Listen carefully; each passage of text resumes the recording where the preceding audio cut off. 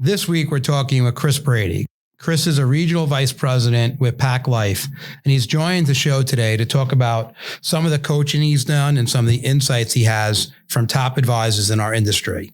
I'm eager to talk to Chris today about his professional journey and the exciting things he sees going on in the industry with the best producers. I'm Paul Blanco, and this is Small Steps, Big Wins.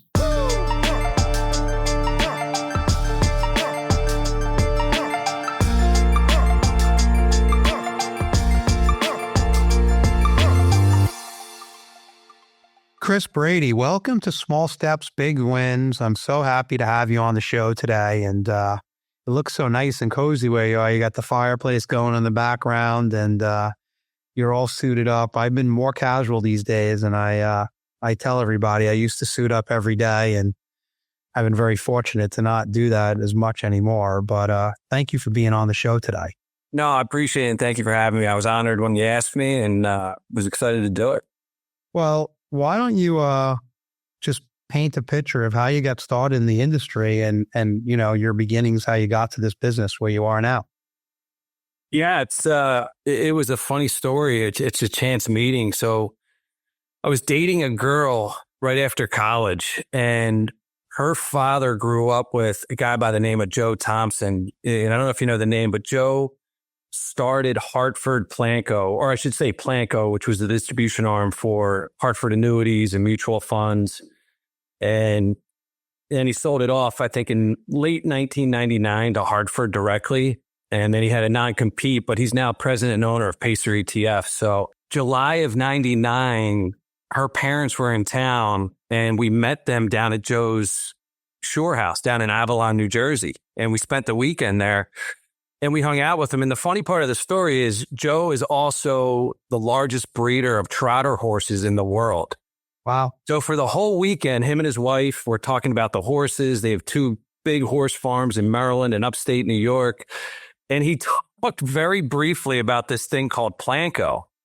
So I didn't really know what it was. And as I'm leaving on Sunday, he says, "Hey, when you're ready to give up what you're doing, I got a job for you." So we get in a car, and this girl I'm dating, Laura, is like, "Oh my God, you got to give him a call. I can't believe he said that to you." And I'm like, "To what? Go work at a horse farm?" She's like, "No, you idiot. This place called Blanco. These guys, you know."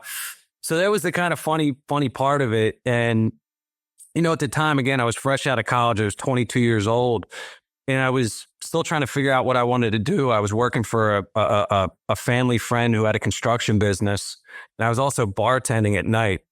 And it was the Wednesday after the Sunday when I left his house. It was, 95 degrees, 100% humidity. And I'm thinking, what am I doing here? And I went to a payphone. I called him.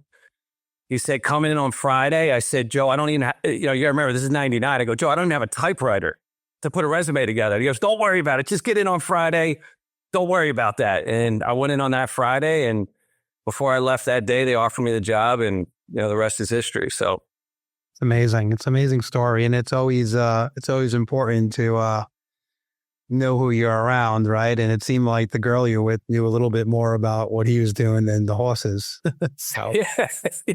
Well, we were helping them name some of the horses. They had these new horses that were about to go and start racing. We were trying to come up with the funny, racing names. So I mean, I was like, "What is Blanco?" I still didn't even know. So, well, that's amazing. And well, I'm glad you're in the business, and you've been around us for a while now, and I love working with you. And, I always get great feedback from our advisors when you're speaking and doing stuff to help them. And I know that you've really taken it to a different level in terms of coaching and helping advisors to see things through a different lens. So I'd love to start out today is, what is some of the things you're seeing out there, some insight from top producers that you're saying that you're helping put into other people's practice as you're doing what you do today? Yeah, it's a great question. And first, let me just say thank you. I appreciate that feedback that you mentioned you're getting from your advisors. I mean, that's the goal for sure. But, it's a great question because I think about it in terms of whether it's the broker dealer level, the wholesale distribution level. So many are focused, and for good reason, on technology, where that's going, artificial intelligence. I mean, there's you go to these conferences, there's a lot of talk about this stuff. And, for me, and then specifically down to these top elite advisors and teams, I feel it's almost more about, okay, we can talk about what's going to change, but if you really want to build a sustainable business, what's not going to change, right? People are still going to need to retire. Like nobody's putting their retirement on hold because of artificial intelligence. There's such a great need for great advice through great financial planners and advisors. If I had to boil it down into three things generally, and then we can go obviously any direction you want and get more specific, but if you had to break these advisors I've been so blessed to work with and learn from, it really comes down to three things, right? The first is the most obvious, integrity, right? Always doing the right thing all the time. The second is going to be, a core competency in any of the solutions you're going to provide, be it annuities to asset management to private equity, whatever it is that you've decided with the client is the best pathway forward. But then this is the third one. And I would say this is the greatest separator and where you get the most delta between the elite advisors and teams and the rest of the industry. And that is just, they are elite communicators. I mean, that really is what it comes down to. And it's not just obviously about what comes out of their mouth, which is obviously very important, but it's, things like confirmation bias listening technique and being able to mirror back the most important things to a household and diving into family dynamics. I mean, that is really where I tend to see the greatest separation right now within these teams and advisors. Well, I'd love to dig into that one because I think that's a topic that it's interesting. On my last show that I did, it's communication in a different way. I really believe that what we're doing today on Zoom, Teams, whatever you're using, that's here to stay. And what I talked a lot about was many of our advisors were sitting in front of a client in a boardroom, at a business, at a home, in their office, and they were drawing a ton of stuff to communicate and, storytelling and visual, a picture's worth 1,000 words, right? And I feel like that stopped a ton today. And, one of my top advisors sent me a note just yesterday and said, hey, I'm doubling down on that next year. And it's back to basics a little bit, but we all got caught up in, what's going on in the last 4.5 years since COVID. So I'd love to hear some of the things that, give me 3 or 4 things that you think they should be working on to do that, to be an elite communicator. Yeah. Yeah. I mean, I'll start with the biggest one. This is, again, getting a ton of great feedback across the board on the entire series that I've been doing, not only with your folks, but other teams out there in the industry. This is one that is a game changer because I feel like most of us, look, if you're doing this at a high level in this industry, sometimes you can get some false confidence behind what you're doing. What I mean by that is, if you ask the average advisor or even wholesaler, are you a great listener? I feel like most of them are going to say yes, right? Myself included, by the way. But when I was turned on to the confirmation bias listening technique and I became very intentional and thoughtful about the process that you kind of go through with it, I realized I wasn't. It was amazing how eye-opening it was. So when you look at that technique specifically, right? And I had an opportunity to sit with a team in Southern California that had been highlighted as one of the top 100 teams in the nation. And when my mentor, Sean, and I connected with them, they believed that their success came from 2 areas. Number one, creating just an incredible client experience through every interaction with their client, be it on the phone or virtual, or most importantly, in person. But then secondly, was their discovery process / the way they conducted their meetings. And when you peeled it all back at the foundation, it was this listening technique. Again, whether it was a client or a prospect, it didn't matter. They were all, in fact, they were so maniacal about this process that when they have meetings, someone is in the room to grade them on their listening technique. This is how important it is to their success. So when you just look at the process, so the first thing they do whenever they sit with a client or prospect, and again, they have clients now that say, I know, you're going to ask me if it's okay to take notes. But the first piece of it is asking permission to take notes. because that signals a clear message to the people you're sitting with that this meeting is really, really, really important. Okay. The second part of it is always gunning for an 80-20, 80% listen, 20% talk ratio. And I know that statistic has been thrown out there, but that they have an individual team member in there timing them on it. So that's how important it is. The next tenet of it is never, never interrupt a client or a prospect, to include, when you're in this conversation and the moment the client stops talking, you weren't really listening. You were thinking about how you were going to respond. And as soon as they finish talking, you launch into something. The biggest part of that technique is to keep furthering them along. Tell me more about that. Boy, that really seemed like it struck a nerve. Anything else you want to share with me? Just keep furthering along till you really feel you've gotten it all out before you're going to enact your response. And then the final piece, which is really where it comes together, is mirroring. So what this team will do, whether it's a review or, discovery meeting with a prospect, is as they're taking notes, they're going to put a little asterisk next to anything where they know it struck a chord, or they were passionate about, or very emotional about, right? Maybe it was taking care of a parent and it was an emotional time and they're talking about the dynamic between the spouses or whatever it might be. And at the very end, they just go through it. When I lay out the process, it can sound like it would be robotic, but it's not. It's very conversational where, it would be something to the effect of, hey, when we asked you this question, boy, it really seemed like an emotional time in your life. What you shared with us was, A, B, C, and D. And then they just followed up with, did we get it right? Was there anything that we missed?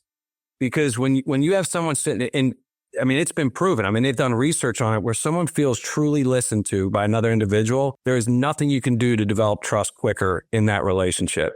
It's amazing. I love it. And interestingly enough, it might not have all the same effects. You talked about AI before, but I do think AI, just like Zoom, is here to stay. And one of the things we've just launched for our advisors here is Zoom AI, where you can ask the client the same thing. Is it okay if I, record? And if AI is taking all your notes for you, you can go back and probably score yourself on, did I catch everything? Did I listen? Did I get all those facts? Like what you just said with mirroring, if I was using Zoom AI, I would hear myself in the notes, see myself in the notes, asking those questions back. Yeah. You even have to have a staff person there. And then you can see how much, based on the paper, you could probably see the 80-20 rule there. But I just think those are things that people have to take advantage of today. That's the question. Can we go backwards a minute? One of the things you said was, and I know you teach a lot about client engagement, but you said that they were great at their experience. Yeah. Was there some things that you learned there that you think were a differentiator for them? Yeah. So what this team got onto was research done by the Weilman Institute through Richard Weilman. Sure. Love Richard Weilman. Very impactful in my career. I had him on the show. Oh, there you go. Yeah. Yeah. Richard's fantastic. And his stories, it's just awesome. And, one of the things he talks about is, okay, again, it's like, if you ask somebody, are you a great listener? Most people are going to say yes, but how do you really know unless you have a process like the confirmation bias listening technique? Well, it's the same thought process there with elevating your customer experience. We all think we're great at what we do, maybe the experience we have for clients, but how do we really know unless we ask them, right? And when the team saw that research, what they decided to do was to create a process for the top 20% of their households. The households they want to replicate, the people they love working with. And what they would do is they would take them out once every 24 months to the meal of their choice. Now, I want to say this in case any of your folks listen to this. You definitely don't want to do this surveying process electronically, right? Because if it comes back, you're looking for critical feedback. And if it comes back, you'd have to probably register that maybe as a complaint, right? Huh. So they do it in person, meal of their choice, but then they would just go through these questions to find out what they could be doing better as a team. And what's funny is sort of like Weilman's research, where when he was in the car business, he thought when he was asking his repeat customers how the experience was, he was going to get the stereotypical things, maybe the price of the car, how his salespeople might be a little too pushy. It wasn't that stuff at all. It was the same thing for this team in Southern California. They thought maybe fees, performance, things like that. When they got the feedback, it was things like they were in I think a 40 or 50 story building in downtown San Diego. So the feedback was, we love you, but the proverbial but came, we hate coming to see you. We never know where to park. It takes us 20 minutes to get, and all. So this team said, wait a minute. In one sentence, they're saying they love us. In the next, they're saying they hate something about working with us. So now there's someone waiting in the lobby with their badges, walks them to the security desk, gets them up. When Sean and I went to visit them and we sat in their waiting area, their lobby, they not only had our names up on their screen of the TV in the lobby, but I thought this was fantastic, especially if you think about, imagine if we were prospects. Up on the screen would flash shots of these amazing client events they do. And, you'd see these amazing locations and these different events and groups of people. So, they're going to ask about it, right? So it gave them an opportunity to talk about these incredible events that they do. And they really do these events outside the box. And then when we came in and sat with the team, and again, this was through the feedback they were getting. I mean, these people would say, our family's entire net worth is with you. We've got 5 million, 8 million, 12 million, whatever it is. Could you not serve us coffee in a paper cup? Like, could it be too much to ask to get it in a month? Like, this was the feedback. The team goes, wait, they're not talking about fees and performance. So everything was, it was the Ritz-Carlton experience from the moment we got there till the moment we left. And again, it all goes back to, you really got to sit down with your best people and find out, is there anything missing? Is there anything we could be doing better? Well, I think back to what you said earlier, I think some advisors are afraid to do that because they might get the answers, but they might learn a lot that's very easy to fix. So I know that one of the times I heard you speak, you spent a lot of time on like client communication strategies and how that they communicate. And, I think what you just said with the survey is very intentional, and client communications is intentional. So what are some of the things you're out there seeing, but you're teaching too? I think you're referring to when I did the trilogy presentation for your group at the kickoff. That's another big one because that was born out of that research from the group up in Boston there at MIT. And one of the things that came back is a lot of people felt overwhelmingly that these meetings were more the advisor's agenda than theirs, right? So one easy one to do is it's a list of those 14 questions that I think many of your advisors now have. And just getting those, 2 of the 14, not all 14, out a week before a meeting, when you look at the questions, some are more geared towards prospects, some are more geared towards current clients. And some are certainly interchangeable, but just getting those out beforehand and trying to get the answers back before you meet. And then you can create a big part of your agenda around how they answer their questions, right? So it's kind of, again, if it's a prospect, you're going to get that relation kind of off and running with a really good first meeting. And then as you move down the line, that's one thing I find with these teams is they really start to customize the communication, right? So if you think about one of the great trilogy questions, if it's a prospect, they'll ask 2, right? What 3 things have worked in your past relationships with everyone, advisors, CFPs, estate attorneys, and what 3 things haven't worked? And then right there, you're going to have the person give you the blueprint of how to work best with them right there. And you can, as long as you take notes. Yeah. Just take good notes and then just refer back to it. And, you know what? They don't like emails. They want a phone call, or, they're good. They don't love talking on the phone. They're because it's these little things that are going to add up over time. And it's really going to start to build a moat around those relationships and really make it difficult for another team to come along and pull those folks away. So. It's so interesting when things are shared like this, best practices that you're doing. And I appreciate this because I really believe that with all this wealth being the transfer of wealth, it changes every day, but 84 trillion by 2050, and all the needs that are out there today for clients, and the advisor count in the industry has been the same for like the last 15 years. There's such an opportunity if you get it right. And what you're talking about today, nothing's like an overhaul. And, How do you help some of the teams that you talk to and some of the advisors you work with to just realize just what you just said was a great one, right? The podcast, small steps, big wins. Just ask 2 of the 14. You don't have to ask all 14. So when you're out there and doing this and then you're following up or re-seeing them, is there anything that you're using to help people to execute better? Yeah, that is a great question, because that's the key to it, right? This is stuff's all great, but if you don't do it, right, Nothing. means nothing. Yeah, that so yes, I do. I'm very I would say politely aggressive about just conceptually thinking about anything. And you could apply this to anything in your life, right? If you had a drinking problem, you need to get sober, right? It's one day at a time. Yep. If it's having a better relationship with someone, it doesn't matter what it is. It always comes back to your daily habits. If you're going to change a habit, right, you have to make it a priority.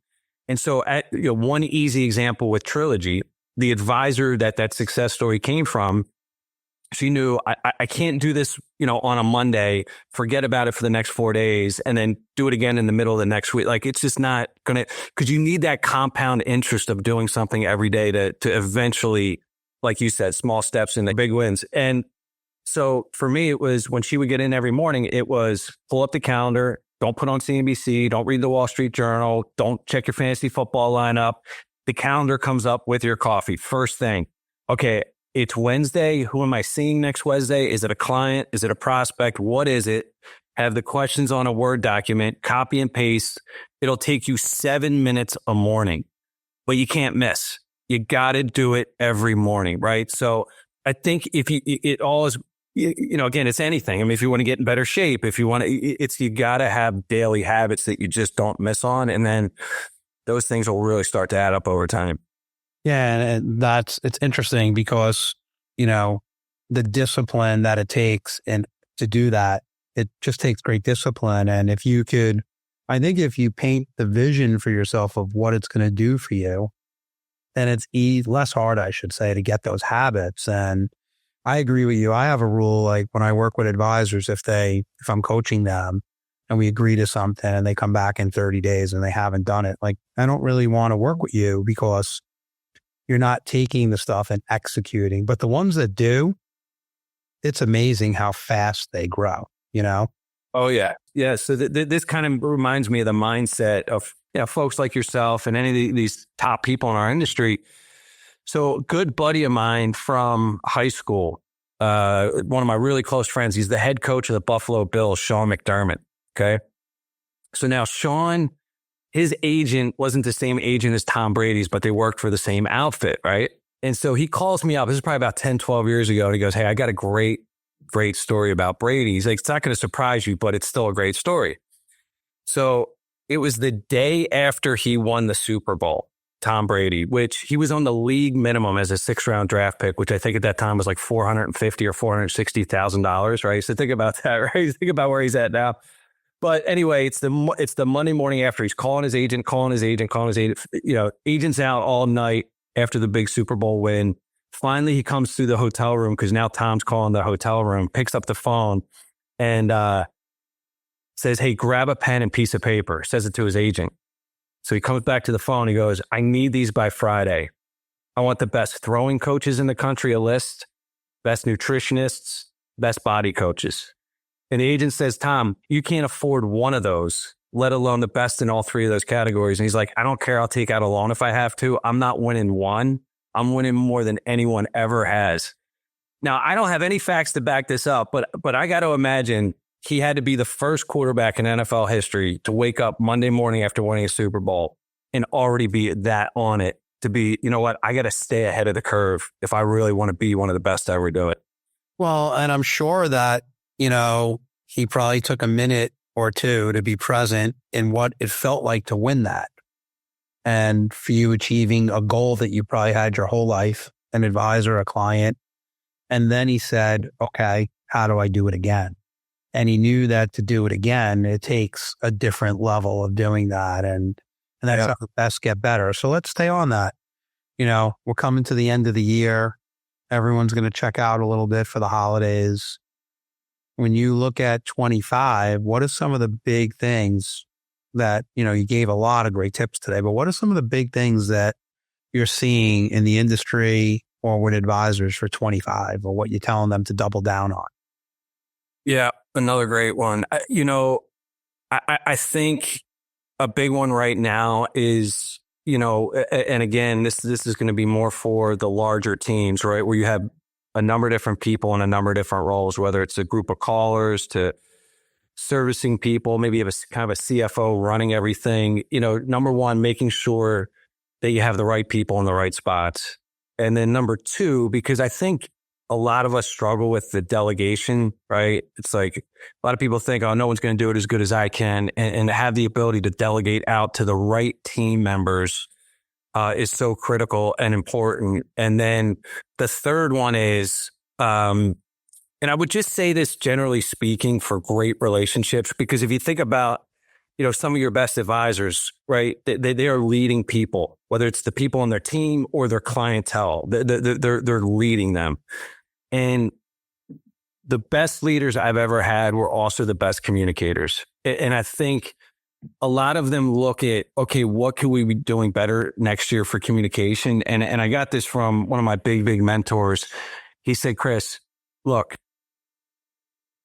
conflict delayed is conflict multiplied. Like if there is an issue, you have got to get it out on the table, whether someone from my side of the house, might be my internal wholesaler, might be somebody in servicing, but like you have to get that and you have to clearly communicate that, because that's where you start to see these kind of cracks in these relationships where people don't, speak up about what's bothering them. And so I think we kind of been talking about communication for the whole show, but I think it kind of always comes back to that. Yeah, well, think about what you said though, right? You gave my favorite business book is Good to Great. It's getting the right people on the bus, but then getting them in the right seats. Yep. The second one was to look at your processes and systems and try to say, are they all clicking? But the third one, I think that's, you opened up with the bigger teams, but they're going from, this is the biggest challenge I see in the industry. And I'll use the construction industry. You'll hear this from anyone. Anyone building a house, 90% of the time, you'll ask, how's it going? They'll say, the house is amazing. The guy, the company has done a great job, but they just don't know how to run their business, right? And I think the biggest challenge of these teams today is exactly where you ended with there was you're now an advisor and you're a CEO of your business and a leader. And you can't just do the drive-bys. You have to be intentional of your communication. And I think that's hard. That's a hard thing for them to learn. Yep. And I think because it's harder now than ever, I think, to find great talent. These teams are overpaying for positions like assistants and servicing people more than they ever have, right? Because it's like, look, the last thing you want is to have that turnover or that kind of dislocation within the team. Yeah. This has just been amazing. There's one nugget after another. So I hope for anybody that's listening, that's driving, stop when you get home, go back and listen and take some notes here, because this is awesome. What's next for you?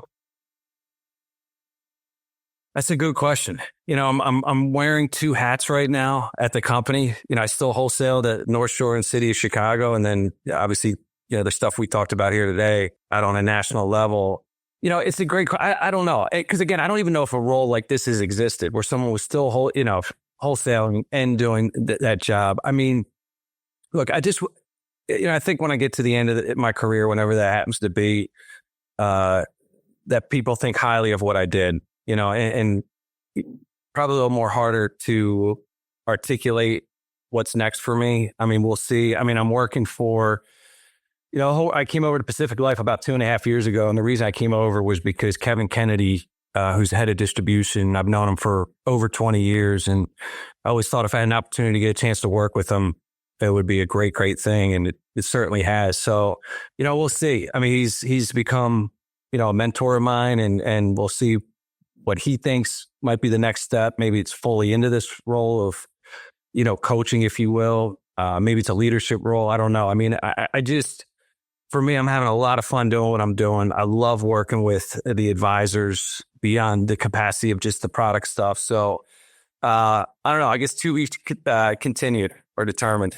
I love it. And listen, I think you nailed it in the beginning. You said you're just impacting so many lives with what you're doing, and your messages is going to people that many people that you haven't met. And this will be a huge message out to the industry. So I can't thank you enough for what you do. And by the way, just like we were talking about the advisors being a great advisor and a great CEO, wholesaling and coaching, you're doing the same thing now. So thank you again for coming on the show. Have an amazing holiday. And I appreciate all the stuff you've done for everybody, Chris.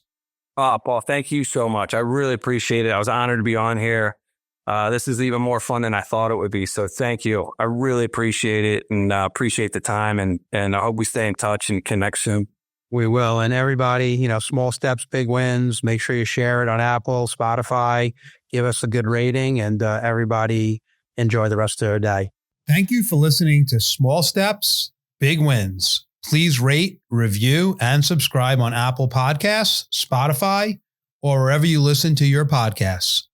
All opinions expressed by the program participants are solely their current opinions and do not reflect the opinions their respective parent companies or affiliates or the companies with which the program participants are affiliated. Investments or strategies mentioned in this program may not be suitable for you, and you should make your own independent decision regarding them. This material does not take into account your particular investment objectives, financial situation, or needs, and is not intended as recommendations appropriate for you. You should strongly consider seeking advice from your own investment advisor. Securities and investment advisory services offered through qualified registered representatives of MML Investor Services, LLC.